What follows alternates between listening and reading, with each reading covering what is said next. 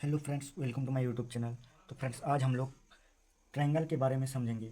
तो आज हम लोग इस वीडियो में ट्रायंगल के कुछ बेसिक कॉन्सेप्ट के बारे में समझेंगे कि आखिर ट्रायंगल है क्या। इस वीडियो के बाद आपका ट्रायंगल में कोई भी प्रॉब्लम नहीं होगा और आप ट्रायंगल को यानी त्रिभुज को आसानी से समझ सकेंगे। तो चलिए वीडियो को स्टार्ट करते हैं। तो सबसे पहले जो क्वेश्चन है कि ट्रायंगल आखिर है क्या। तो ट्रायंगल क्या है यानी त्रिभुज क्या है। तीन प्रतिच्छेदी रेखाओं से घिरी बंद आकृति त्रिभुज कहलाती है। यानी तीन प्रतिच्छेदी रेखा, तीन गो रेखा होगा। यानी ये एगो लाइन हो गया, ये एगो लाइन, ये हो गया लाइन। तीन गो लाइन से जो बंद हो आकृति उसी को हम लोग ट्रायंगल कहेंगे। ट्रायंगल समझे, यानी इसको हम लोग त्रिभुज कहेंगे, इसको त्रिभुज कहेंगे। तो इसका कुछ नाम दे देते हैं। तो इसका नाम देते हैं ए बी सी, यानी ए बी सी एक ट्रायंगल है। जो ट्रायंगल होता है ए बी सी, उसमें तीन भुजा होती है, यानी साइड, तीन गो साइड होता है। यानी साइड कौन कौन से हो गया, साइड होगा ए बी, बी सी और ए सी। ये ए बी, बी सी और ए सी तीन गो साइड हो गया। और एंगल, तीन एंगल होता है। तीन एंगल कौन कौन हो गया, कौन ए, कौन बी और कौन सी। ये एगो एंगल, ये एगो एंगल, ये एगो एंगल, तीन गो एंगल होता है। यानी त्रिभुज में तीन भुजा होता है और तीन एंगल होता है। हम लोग ट्रायंगल के बारे में समझ गए, त्रिभुज के बारे में समझ गए। अब हम लोग त्रिभुज के कुछ प्रॉपर्टी के बारे में पढ़ेंगे। तो ट्रायंगल यानी त्रिभुज के जो तीनों कोनों का योगफल होता है वो 180 डिग्री होता है। यानी ये जो त्रिभुज हो गया ए बी सी, इसका ये कोण और ये कोण तो कितना होगा, 180 डिग्री होगा। तीनों एंगल को मिलाकर हम लोग अगर उसको जोड़ेंगे तो 180 होगा। यानी त्रिभुज के तीनों अंत कोनों का योगफल 180 डिग्री होता है। हम लोग ये समझ गए। ये कैसे होता है, अगर इसके बारे में अगर आपको जानना है तो आप कमेंट कीजिए, इसके लिए हम इस एक अलग सा वीडियो बना देंगे। अगर आपको कैसे होता है अगर जानना है तो कमेंट कीजिए, हम उसके लिए अलग वीडियो बना देंगे। तो प्रॉपर्टी नंबर 1 हो गया क्या, कि त्रिभुज के तीनों कोनों का योगफल 180 डिग्री यानी 180 डिग्री होता है। तो दूसरा नंबर पर क्या बोला है कि किसी त्रिभुज के एक भुजा को बढ़ाई जाए तो बाह्य कोण अंदर के दो कोनों के योगफल के बराबर होता है। यानी ये त्रिभुज हो गया, त्रिभुज का सिंबल, त्रिभुज का सिंबल ऐसे होता है, ऐसे। ये हो गया त्रिभुज का सिंबल। इससे हम लोग त्रिभुज को दर्शा सकते हैं अगर त्रिभुज नहीं लिखेंगे तो यहाँ पर क्या बोला है, किसी त्रिभुज के एक भुजा को बढ़ाया जाए तो बाह्य कोण अंदर के दो कोनों के योगफल के बराबर होता है।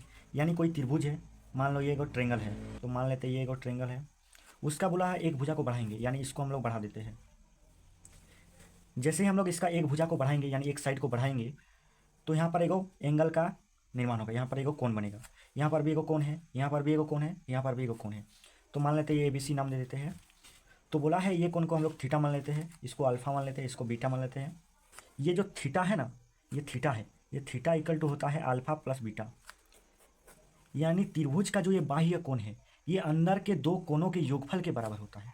यानी त्रिभुज का जो ये बाह्य कोण है, मतलब बाह्य कोण मतलब क्या, एक्सटीरियर एंगल, एक्सटीरियर जो एंगल है वो अंदर के दोनों कोनों के योगफल के बराबर होगा। यानी थीटा इक्वल टू क्या हो जाएगा, अल्फा प्लस बीटा। यानी हम लोग इसको अगर नाम लिखेंगे कोण, इसको डी देते, कोण ACD अगर लिखेंगे तो क्या होगा, कोण BAC प्लस होगा कोण ABC, ये हो जाएगा। आगे नेक्स्ट पॉइंट है, किसी भी त्रिभुज में बड़े कोण के जो सामने वाला भुजा होता है वो बड़ा होता है। तो ये पॉइंट क्या कहता है, अगर हम लोग कोई ट्रायंगल है, मान लेते हैं कोई ट्रायंगल है, कोई ट्रायंगल बना लेते हैं, इसका कोई नाम दे देते हैं, ट्रायंगल का ABC नाम दे देते हैं। तो अगर हम लोग ये वाला ट्रायंगल में ये वाला एंगल लेंगे तो इसके सामने वाला कोण, ये सामने वाला भुजा BC हो जाएगा। ये एंगल लेंगे तो सामने वाला भुजा AB हो जाएगा। ये एंगल लेंगे तो सामने वाला भुजा AC हो जाएगा। तो जो कोण बड़ा होगा उसके सामने वाला भुजा भी बड़ा होगा।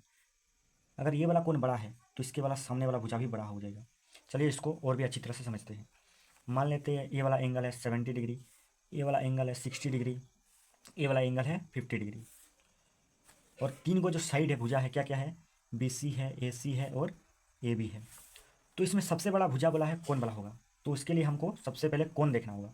तो सबसे बड़ा कौन कौन सा है, तो सबसे बड़ा कौन 70 डिग्री है। तो 70 डिग्री अगर सबसे बड़ा कोण है तो उसके सामने वाला भुजा भी सबसे बड़ा होगा। यानी 70 डिग्री सबसे बड़ा कोण है, यानी ये तीनों एंगल में से 70 डिग्री सबसे बड़ा है। तो 70 के सामने वाला, ठीक सामने वाला भुजा BC ये सबसे बड़ा है, क्योंकि जब सबसे बड़ा कोण है इसके सामने वाला भुजा सबसे बड़ा होगा, यानी BC सबसे बड़ा हो जाएगा।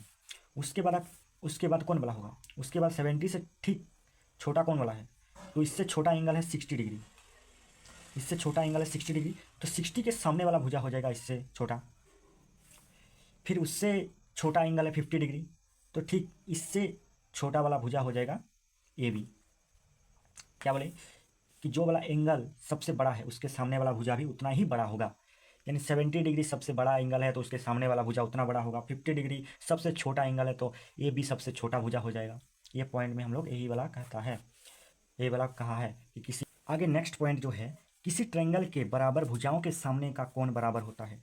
तो ये वाला पॉइंट क्या कहा है, हम लोग कोई ट्रायंगल बना लेते हैं, यानी त्रिभुज बना लेते हैं। ये त्रिभुज है, इसका नाम दे देते हैं कुछ।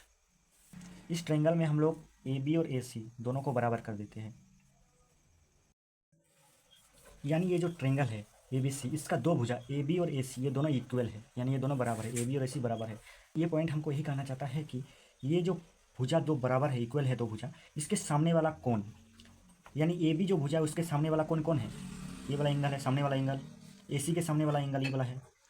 तो बोला है अगर ये दोनों भुजा बराबर है तो ये एंगल भी आपस में बराबर होगा, यानी कोण बी इक्वल होगा कोण सी के। यही कहना चाहता है कि अगर दो भुजा है, अगर कोई ट्रायंगल है, अगर इसका ए वाला अगर इक्वल है, दोनों भुजा साइड दोनों साइड इक्वल है, तो उसका कोण जो है ये भी आपस में बराबर है।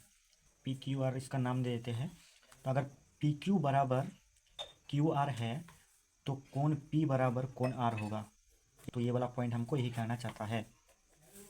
तो आगे नेक्स्ट जो पॉइंट है, किसी ट्रायंगल के दो भुजाओं का योगफल तीसरी भुजा से बड़ा होता है। तो ये वाला पॉइंट क्या कहना चाहता है कि अगर कोई ट्रायंगल है, मान लेते हैं ये ट्रायंगल है कोई, इसका दो गो साइड लेंगे, तो इसका दो गो भुजा यानी ए बी और ए सी दो गो साइड है। ये पहला साइड, ये दूसरा साइड, ये तीसरा साइड मान लेते हैं हम। इसका दो गो साइड यानी ए बी प्लस ए सी, ये हमेशा तीसरा साइड बी सी से बड़ा होता है। इसका हम लोग, ये एगो साइड है, ये एगो साइड, ये दोनों का सम, ये दोनों का जोड़ तीसरी भुजा से बड़ा होता है। यानी दो भुजाओं का जो योगफल होता है वो तीसरी भुजा से बड़ा होता है। दो भुजाओं का जो योगफल होता है वो तीसरी भुजा से बड़ा होता है। A B plus B C is greater than A C plus B C is greater than A B, ये है।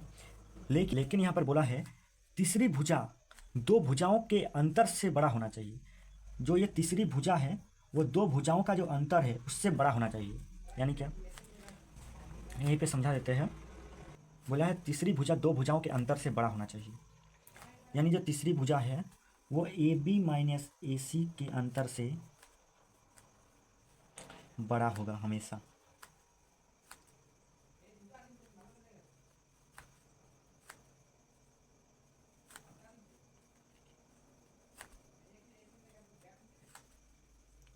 क्या बोला, लेकिन जो तीसरी भुजा है वो दोनों का अंतर से बड़ा होना चाहिए तभी ट्रायंगल बनेगा। तो ट्रायंगल बनने के लिए हमेशा याद रखना कि जो दो भुजाओं का योगफल है वो तीसरी भुजा से बड़ा होगा, और दो भुजाओं का जो अंतर होगा वो तीसरी भुजा उससे बड़ा होगा, वो अंतर से बड़ा होगा, वो अंतर से तीसरी भुजा बड़ा होगा। और दो भुजाओं का जो योगफल होगा वो हमेशा बड़ा होगा तीसरी भुजा से, और दो भुजाओं में जो अंतर निकलेगा वो तीसरी भुजा है ना, वो अंतर से हमेशा बड़ा होगा। यानी ये वाला याद रखना और ये वाला।